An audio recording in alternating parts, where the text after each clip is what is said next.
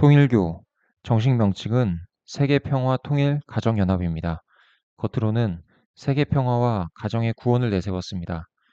그러나 한국 사회는 물론 국제사회에 많은 영향력을 주고 있는 종교입니다.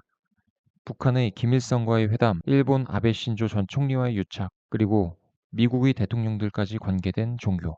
단순한 신흥 종교 집단으로 출발한 통일교가 어떻게 세계 정치와 경제, 언론의 한복판에까지 깊이 스며들게 되었을까요? 오늘 비하인드 지식에서는 빛과 어둠을 동시에 가진 종교, 통일교의 숨겨진 이야기를 따라가 보겠습니다.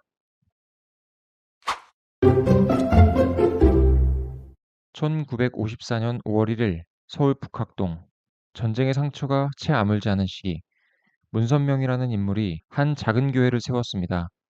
그 이름은 세계 기독교 통일신령협회였습니다. 이후 통일교로 이름을 바꾸었다가 2013년 세계 평화통일가정연합으로 이름을 바꾼 뒤 지금까지 사용하고 있습니다. 문선명은 자신이 하나님으로부터 직접 계시를 받았다고 주장했습니다. 특히 강조한 것은 가정의 구원이었습니다.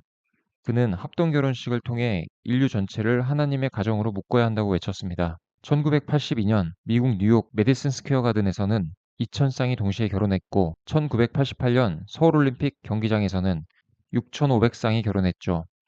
전 세계 언론은 그 장면을 충격과 경이로움 속에서 보도했습니다. 박정희 전 대통령의 딸인 박근영 씨도 이 무대에 섰습니다. 경기도 가평군 설악면 이곳에 자리한 800만 평의 부지는 지금도 통일교의 대표적인 성지로 불립니다. 청신평화월드센터, 국제학교, 병원, 호텔들이 들어섰고 신도들에게는 지상 천국으로 상징되었습니다. 그러나 통일교의 활동은 종교 의식에만 머무르지 않았습니다.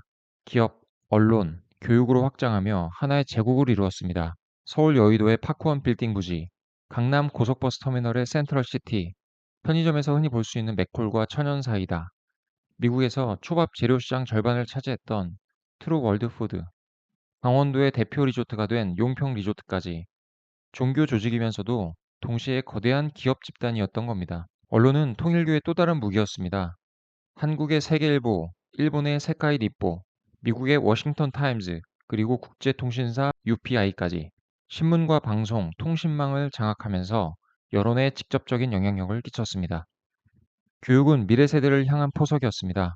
선악학원을 통해 선문대학교, 선화예중, 선화예고, 청심국제중고등학교를 운영하고 있습니다.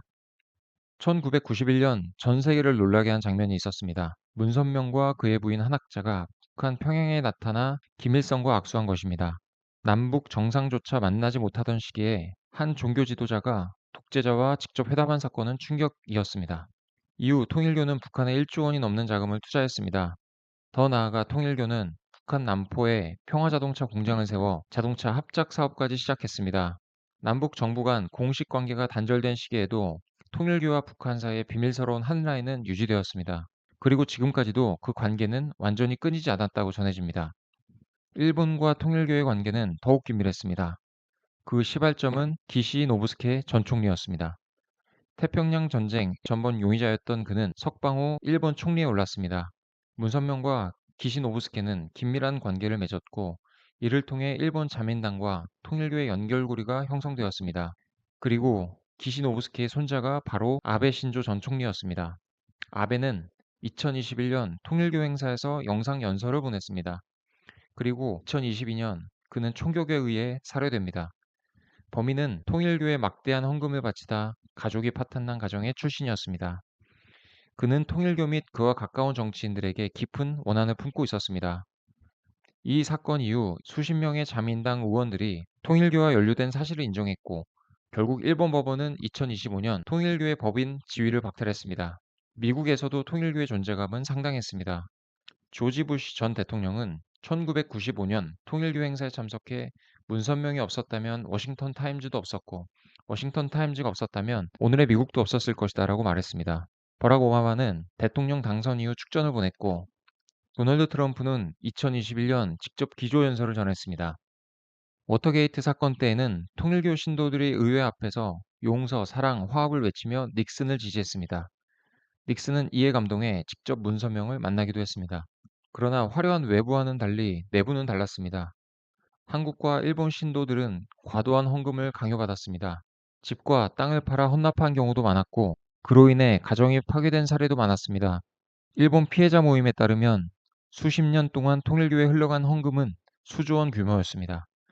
헌금 때문에 가정이 무너지고 극단적인 선택을 한 피해자도 적지 않았습니다. 합동 결혼식에서는 원치 않은 상대와 결혼해야 했다는 증언도 있었습니다. 일부 자녀들은 부모와 떨어져 청심국제학교 기숙사에 강제로 보내지기도 했습니다. 한국 정치권 역시 통일교와의 관계에서 자유롭지 않았습니다. 김건희 여사에게 명품 선물을 전달했다는 보도, 권성동 의원과의 불법 정치자금 논란, 정치와 종교, 자금이 얽히며 사회적 파장은 지금도 계속되고 있습니다. 그렇다면 통일교는 과연 종교일까요? 아니면 세계 정치 무대 뒤에서 움직이는 또 다른 권력일까요? 그리고 지금 이 순간에도 그들은 어떤 새로운 무대를 준비하고 있는 걸까요? 비하인드 지식, 오늘의 이야기는 여기까지입니다.